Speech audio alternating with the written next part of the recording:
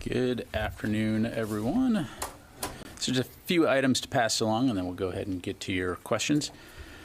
First, on behalf of the entire Department of Defense, Secretary Austin extends his deepest condolences to the family of former Secretary of Defense Ash Carter. The Secretary, like many others, was deeply saddened to hear the news of his sudden passing and has released a statement in which he states, quote, "The entire Department of Defense mourns the loss of a towering intellect, a steadfast leader, a devoted mentor to countless public servants, and a great patriot who devoted his life to strengthening the security of the country that he loved." And you can find the Secretary's full statement on defense.gov. Separately, Secretary Austin participated in phone conversations yesterday with Ukraine's Minister of Defense Reznikov and NATO Secretary General Stoltenberg to discuss the ongoing situation in Ukraine, to include Russia's false accusation that Ukraine is preparing to use a dirty bomb. Additionally, the Secretary has spoken twice with Russian Minister of Defense Shoigu since last Friday, which we read out via our press releases on defense.gov. Secretary Austin believes it's important to have mechanisms in place to keep the lines of communication open in order to manage escalation and prevent potential miscalculation. And finally, the first 4 of 5 LC-130 Ski-Bird aircraft from the New York State National Guard's 109th Airlift Wing will arrive in McMurdo Station, Antarctica this week as the Guard kicks off Operation Deep Freeze, its annual mission to support the National Science Foundation. Equipped with special 8-bladed propellers for additional power and specialized skis that allow the modified C-130 to land on ice and snow, more than 420 Guard airmen will deploy to Antarctica over the next 4 months to support climate research and other scientific activities during the Antarctic summer. The 2022-2023 mission will involve supporting 3 science camps outside the McMurdo area, specifically South Pole Station, Western Antarctic Ice Sheet Divide Camp, and Sipple Dome Camp, as well as providing airlift between New Zealand and Antarctica. These activities not only increase the U.S. military's readiness by operating in extreme conditions, but also enable researchers to safely conduct their important scientific missions, since these very remote locations require the capability of heavy airlift aircraft to deliver needed fuel, equipment, and supplies. And with that, I'll go ahead and take your questions. We'll start with AP Tara Kopp. Hey, thank you for doing this. Just one clarifier and then a question. You mentioned in your opening statement that the Secretary had had 2 discussions since Friday with his Russian counterpart. I just want to make sure that there were just 2 total and it's not 2 since Friday. Correct. 1 on Friday and 1 on Sunday. Okay, perfect. Thank you. So I wanted to ask about the continued pressure that Russia is putting on the alliance that Ukraine is possibly making a dirty bomb. Today, Ukraine's own nuclear energy company put out a series of statements on what they think is evidence showing that Russia is actually trying to assemble a dirty bomb and perhaps blame Ukraine, including unauthorized construction where there's spent fuel at the Zaporizhzhia facility. I was wondering if the Pentagon has seen any of this unauthorized activity too, and do you think that Russia is actually trying to plant a false flag where it would blame Ukraine but might be assembling this dirty bomb itself? Sure. Thanks, Tara. So first of all, I've seen those press reports. I don't have any information to corroborate those claims. I will say that, again, from a U.S. standpoint, the allegations that Ukraine is building a dirty bomb are false. We have not seen at this time, though, any indication that Russia has made a decision or intends to employ nuclear weapons or a dirty bomb. But again, it's something that we'll continue to watch closely. And certainly, as others have said, there would be consequences for Russia, whether it uses a nuclear weapon or a dirty bomb. So we'll continue to keep the lines of communication open. And in the meantime, our focus from a Department of Defense standpoint will continue to be on supporting Ukraine. Thank you. Let me go ahead and go in the room here. Laura? Thanks, Pat. Just to follow up on Tara's question, to ask you more about the dirty bomb threat. President Biden told reporters that he spent a lot of time today talking about the prospect of Russia using a tactical nuclear weapon. Is that something you are more concerned about today than you were yesterday or a week ago? Again, we're going to continue to monitor this very closely. I think, as we've said in the past, when we've seen Russian leaders use nuclear rhetoric, certainly that is concerning. It's reckless, but it's something we'll continue to take seriously. So again, in the meantime, we have not had any indication that Russia's made a decision to employ those types of capabilities, nor have we seen any need to change our own strategic forces posture. So we'll continue to keep a close look on this, and as I mentioned, we'll also continue to keep lines of communication open. Thank you. Just as a follow-up, are you taking any precautions that might impact our allies in the region, sending any types of protection for them? So we have not changed our force posture in NATO, and again, have seen no need at this time to change our strategic forces posture. Thank you. Sylvie. Thank you, Pat.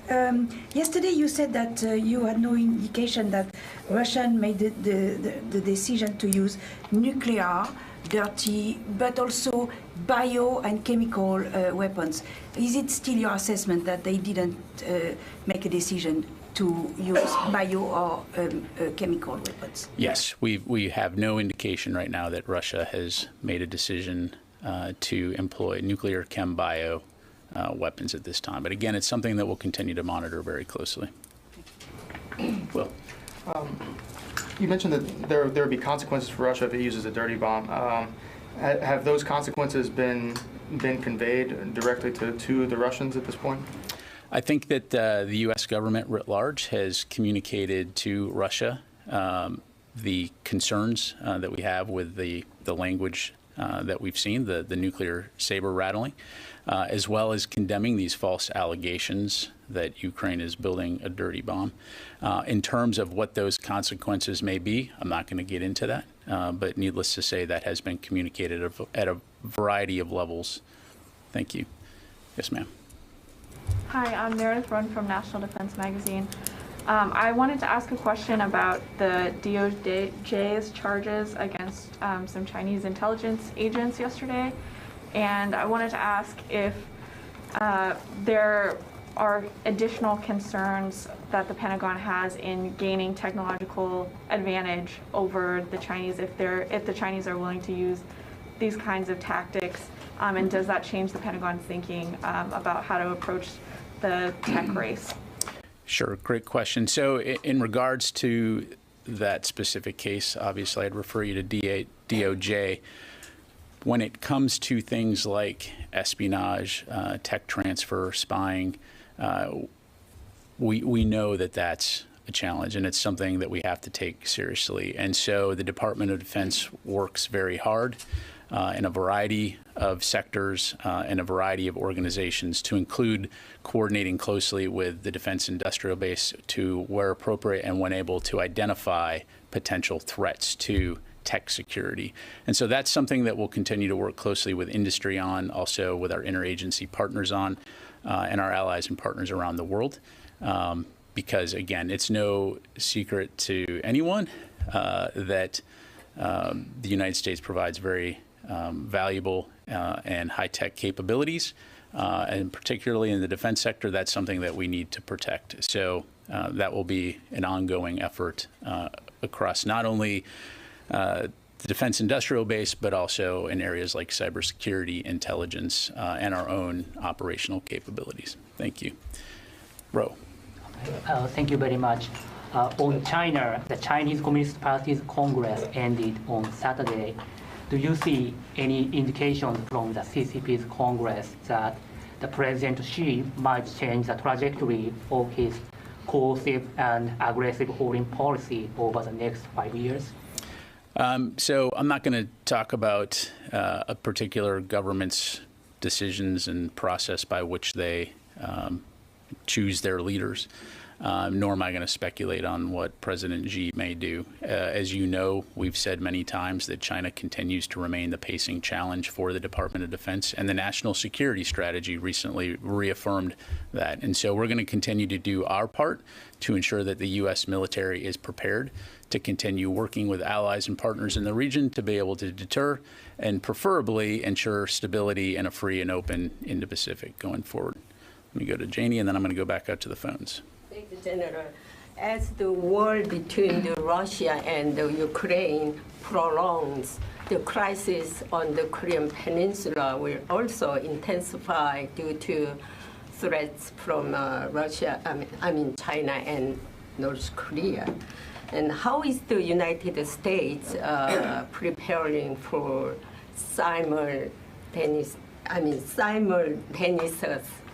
for this? Sure. Well, as you know, the United States military is engaged, as you highlight, in a variety of locations around the world. And we will continue to uphold our commitments with our partners and our allies. And most importantly, to ensure that we're protecting U.S. interests and the American people. And so as things like the National Security Strategy and the National Defense Strategy highlight, we will continue to focus on China as the pacing challenge, but also recognizing that countries like Russia, North Korea, and Iran will also continue to play an important role in terms of our security and our defense posture. So we have the forces, we have the capabilities to, again, secure U.S. and allied interests, and we'll continue to do that. Do you think extended deterrence is more effective than deploying tactical nuclear weapons in South Korea? I think we have a long-standing relationship with the Republic of Korea, with our allies and partners in the region, to include Japan, and we'll continue to work closely with them to ensure that there's a strong deterrent so that we can not get to the point of any type of armed conflict. Thank you. Let me go to the phone, and I'll come back here to the room. Let's see. We've got Alex from Newsweek. Hi, thank you for doing this and taking my question. I wanted to ask, what is the state of military-to-military communication between the U.S. and Ukraine? And to what extent is American intelligence informing Ukrainian planning as it moves forward with counteroffensive operations? So just to make sure I heard your question correctly, what is the state of communication, but military-to-military communication between the U.S. and Ukraine? Yes, and to what extent is American intelligence informing Ukrainian planning as it moves forward with counteroffensive operations? Sure. So we regularly communicate with our Ukrainian counterparts on a variety of levels and have been doing that for a very long time, going as far back as 2014. We do provide Ukraine with information to enable them to make decisions and conduct operations. But again, these are Ukrainian operations. They're making the decisions and they're executing their plans. Thank you. Let me go to one more. Heather from USNI. Thanks so much. You mentioned yesterday that, or one of your previous briefings about the caliber missiles that are being shot from ships in the Black Sea. I was wondering if there's any other additional information on where these missiles are being sent to in terms of targeting, or any response from the Ukrainian army to try to take out these ships that are firing these missiles. Yeah, thanks, Heather. So I'd refer you to the Ukrainian military to talk about their specific operations in that regard. And while I don't have a specific point of impact to provide you when it comes to the caliber, we do know that they've used these capabilities to strike targets in Ukraine, to include some of the civilian infrastructure, energy grid targets, for example, that have been a part of the continued Russian missile strikes against civilian and military targets in Ukraine. Thank you. Let me come back to the room. Qasim and then Tom. Thank you, General. You have said that Russians are actually making false claims, but Russians, on the other hand, saying that it's a big mistake that the Europeans and Americans are not listening to their claims.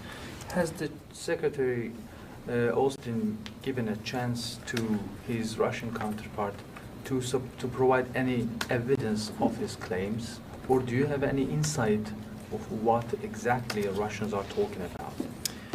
Again, what I would tell you is that based on the information we have, these claims are false.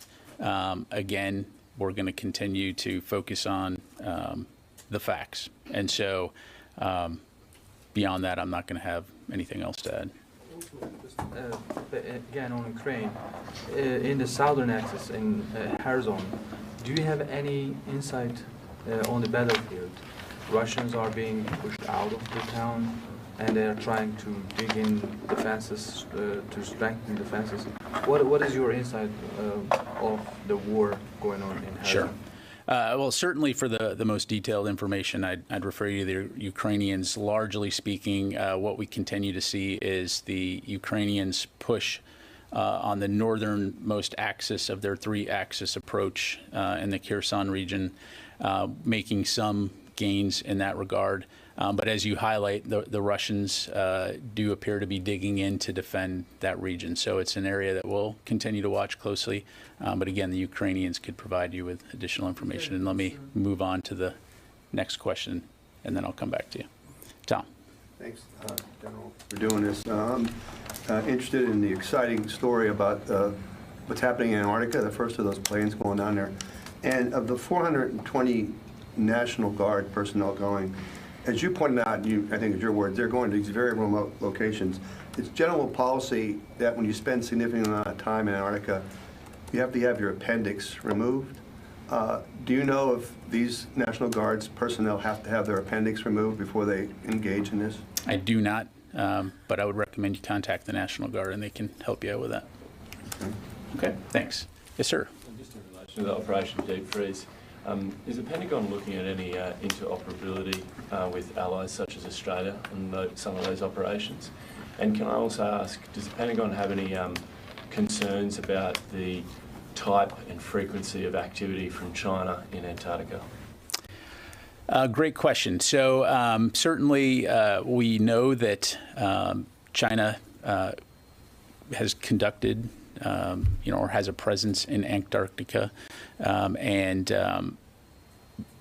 Obviously we can get you more information in that regard. But when it comes to interoperability of those types of exercises, for this particular operation, to my knowledge, this is a U.S. and National Science Foundation exercise. But I do know that the U.S. works very closely, for example, with Australia, New Zealand, and a variety of exercises throughout the region. So we can get you more information on that. There are no concerns with China's activity in that regard?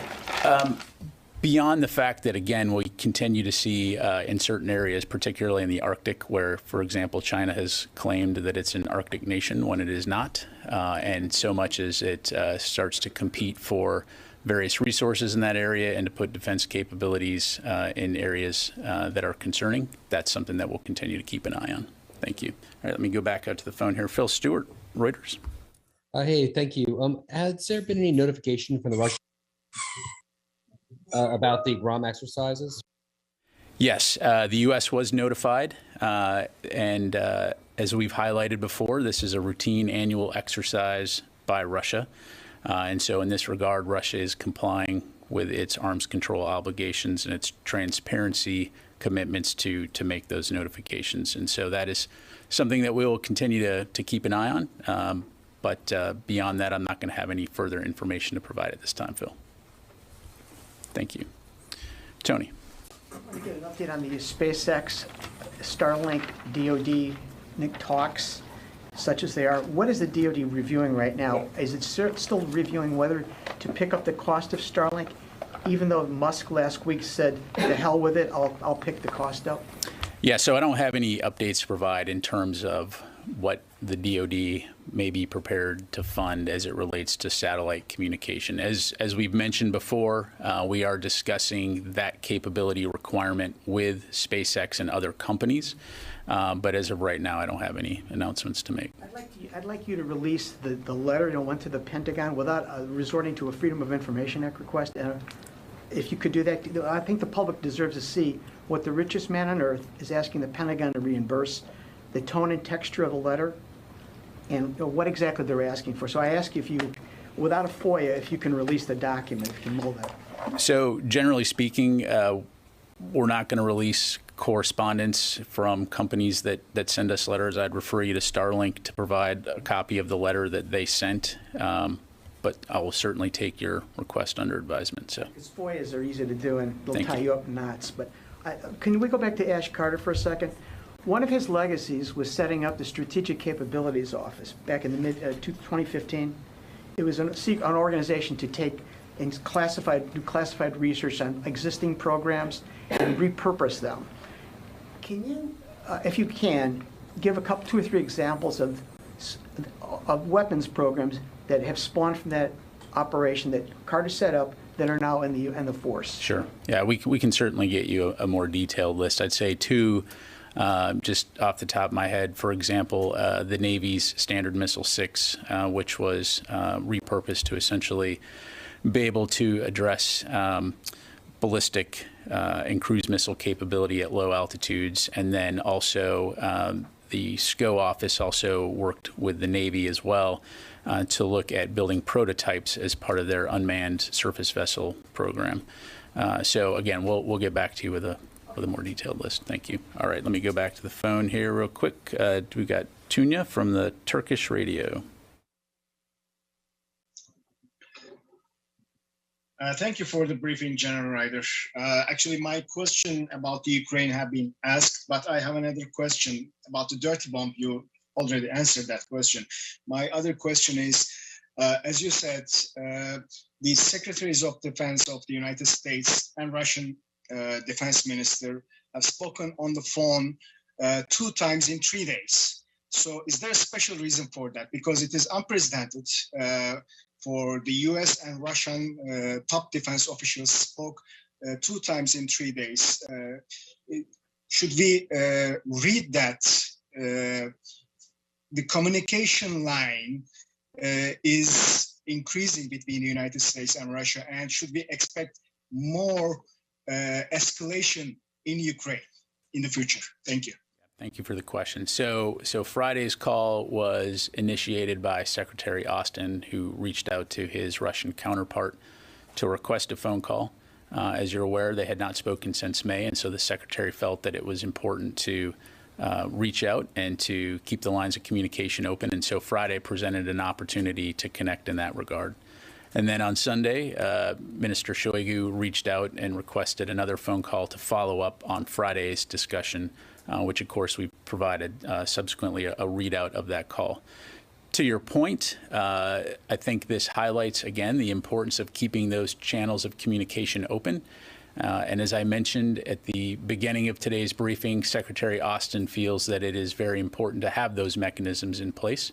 And while I don't have any information to indicate, or nor will I speculate on the dates or times of potential future calls, we certainly want to keep those lines of communication open to, again, prevent potential miscalculation and prevent escalation. So thank you very much.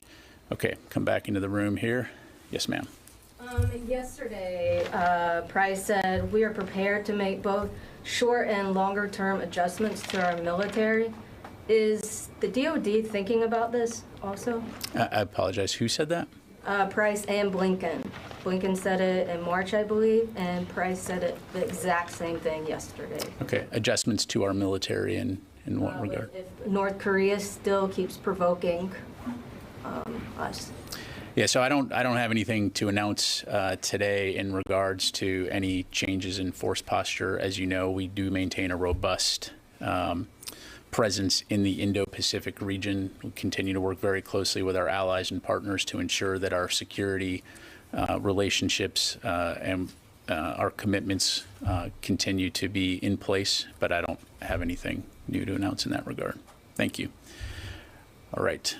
Let me go to someone else here, Janie. Yes, sir. Thank you, sir. Two-part question. As far as this Russian-Ukrainian war continues going on and on, innocent people are being killed every day.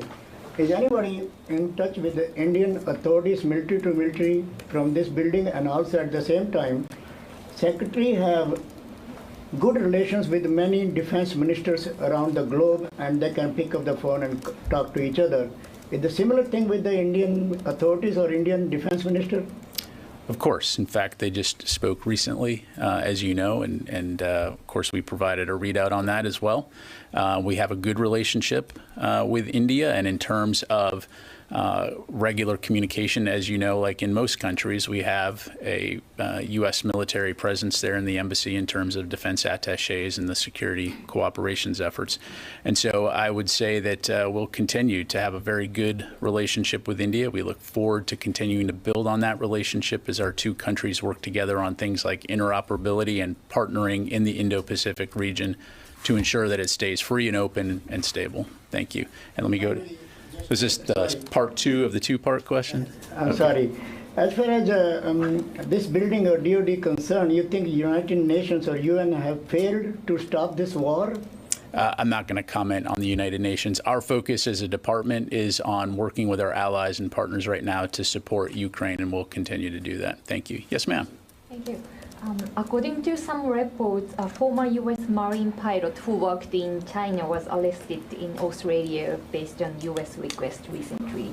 So my question is, could you give us comment on this, and how do you see this challenge that China attempts to recruit some former Western military officials? Yeah, I've seen the press reports on that. Certainly in this case, I don't have any information to provide on this individual. It's a private citizen, not a actively serving member of the Department of Defense. And so, unfortunately, I'm not going to have any more to provide on that. But thank you. Yes, sir. Just a couple quick clarifications on the dirty bomb. First, so in the second readout of the call with between Austin and Shoigu, I said that Austin had rejected the pretext for Russian escalation.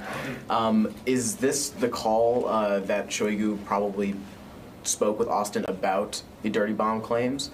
And then also on dirty bombs, you just said that the consequences for a nuclear weapon or a dirty bomb you equated the two.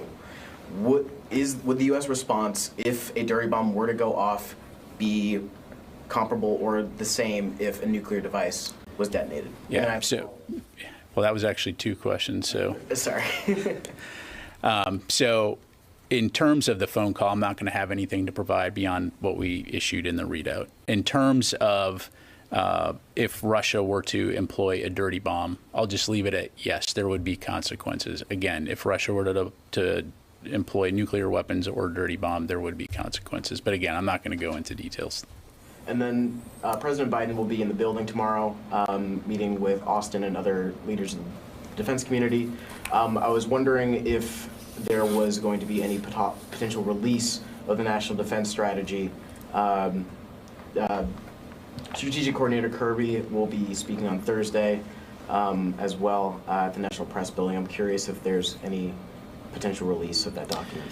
Yeah, so we do expect to release the National Defense Strategy soon, and so certainly we'll keep you updated in that regard. In terms of what Mr. Kirby may be briefing about, I'd refer you to him to ask that. So let me go back to the phone here, take a few more. Let me go to Nancy Youssef, Wall Street Journal. Thank you. I wanted to ask you about a Reuters report that said the U.S. is considering sending older Hawk air defense systems to Ukraine. Can you provide any details about that, please? Thank you. So I don't have anything to announce today in regards to potential air defense capabilities in the future. As you know, this continues to be a priority for us and our allies and our partners to support Ukraine. And so we'll continue to talk with the Ukrainians. We'll continue to consult with our allies and partners and look in terms of what we can provide when it comes to air defense. And when we have something new to announce, we'll be sure to make sure that you know. Okay, let's see. Yes, ma'am. Going back to China again, given the re-election of President Xi, I'm thinking that there might be some additional concern, given his aggressive stance about Taiwan in the area, in the region, that this might spill over. He's kind of got a stronger position now that he's been re-elected. Are there additional concerns now? Is there any move to take another look at the strategy in the Indo-Pacific region, and especially vis-a-vis Taiwan, and prepare for additional aggression? Well, I think when it comes to China, we've expressed our concerns in terms of the coercive behavior, the treading on international rules and norms, and so we will continue to work with our allies and partners to try to deter potential future aggression and to try to preserve peace and stability in the region. So I think you will see that from the department going forward. So no change in that regard. In the meantime, I think it's important to point out that we do not want conflict with China. We want to be able to operate in a rules-based international order that's largely kept the peace since World War II. And so that will be our focus area, and certainly we'll maintain open dialogue, or will seek to request open dialogue with China when it comes to those types of issues. So, would the Secretary be interested in speaking with his counterpart? The Secretary will always keep the channels of communication open. Absolutely. Okay.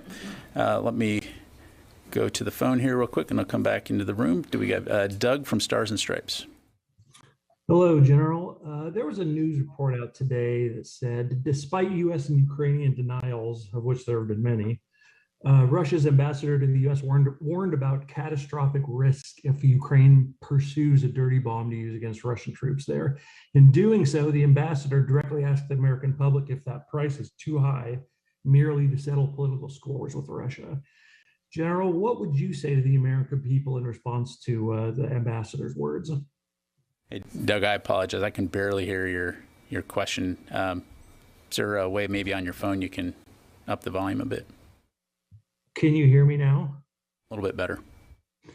Do you need me to repeat the question? You don't mind. There was a report out today that said Russia's ambassador to the U.S. warned that there would be catastrophic risks if a dirty bomb was used in Ukraine.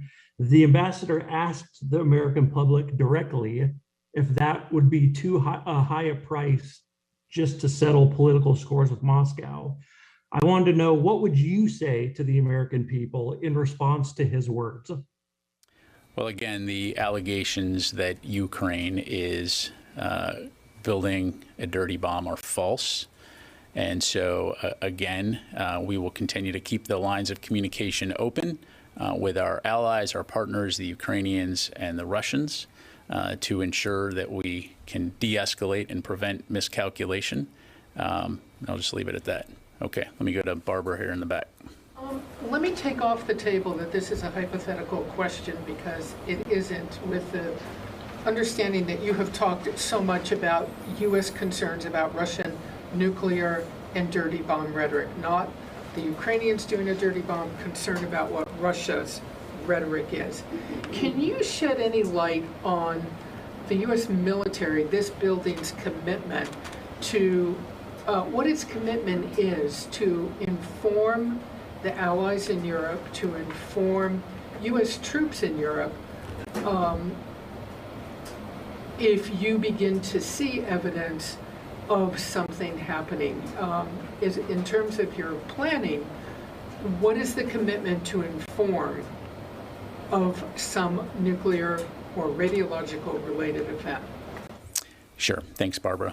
So again, without getting into hypotheticals, we take force protection very seriously. And clearly, the Secretary has said, as have others, that we are absolutely committed 100% to protecting every square inch of NATO territory. And so our commitment to do that is ironclad. We will continue to communicate very closely with our allies and partners on a broad range of topics, to include force protection and the security situation throughout Europe and worldwide, really. And so what I would say is, going forward, again, without getting into hypotheticals, we'll continue to monitor this situation very closely. We'll continue to keep the channels of communication open as we have, and we will continue to call on the Russians to de-escalate the situation and to ensure that we can do our part to support Ukraine in defending their sovereign territory. May I briefly follow up, related? What's the level of confidence that the U.S. military, the Pentagon, would know as quickly as possible, if not instantly, anywhere, if there was to be the use of a so-called dirty bomb? Sure. Well, that you would know that? Well, as you know, we maintain a variety of capabilities to include technical means that are constantly monitoring for any detonations involving any kind of radioactive or nuclear material.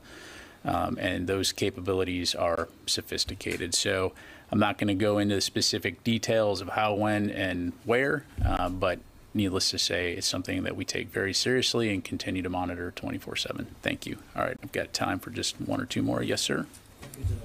The Ukrainian making gains, but with your assessment, is that maybe stop at some point because of the weather? And what can DoD assist Ukrainian to avoid to be in this situation? Sure. Well, the battlefield will continue to be very dynamic and very fluid, and as evidenced by what we've seen over the last 8 months, it will continue to be a tough fight. So I don't want to speculate about future operations. We do know that the Ukrainians continue to push very hard in their counteroffensive. From a DoD standpoint, our focus is going to be on continuing to communicate with them and with our allies and partners in terms of what it is that we can do to support them as they fight to defend their country. Thank you. And now, yes, sir. Just on the winter idea, we talk a lot about the equipment the Pentagon and others are sending the Ukrainians, U.S. equipment, UK equipment, et cetera. There have been reports that the different allies have tried to get countries that used to have Russian or Soviet equipment to the Ukrainians. How's that going, that sort of general area of weapons transfers to Ukraine, providing with Russian or Soviet equipment, which essentially is geared more for winter fighting? Yeah, sure. So, you know, I don't want to speak for other countries. As you know, we've had other countries provide them with capabilities in the past to include some air defense capabilities, some armored vehicle capabilities. And so, to your point, one of the things that why that's an advantage is because for a military that had traditionally trained on Soviet-era type equipment, it enables them to bring it into their system and quickly employ it because they have the skill sets, they have the ability to maintain. And in a lot of cases, those systems are a lot less technical and so therefore easier to sustain. I will highlight that in some cases, you know, the Russians themselves have contributed a significant number of tanks to the Ukrainian military.